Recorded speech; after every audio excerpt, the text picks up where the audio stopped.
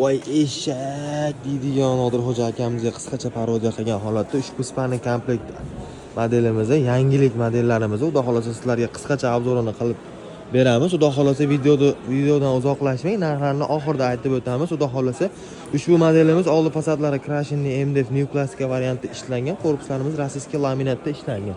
Shkaflarimiz razmerlari uzunligi 240 cm, balandligi 210 cm, 215 ga doğru tushadi. Ruchkalarni ham o'zini MDFlari bilan qilib qo'yganmiz.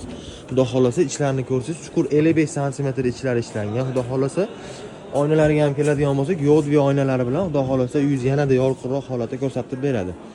Ushbu oynalarga ham keladigan bo'lsak, tosh oynalari ham katta ishlangan, uzunligi 130 cm, balandligi 195 cm ishlangan bo'lib, xudo xolasa bu yerda ключатillari ham bor, xudo xolasa.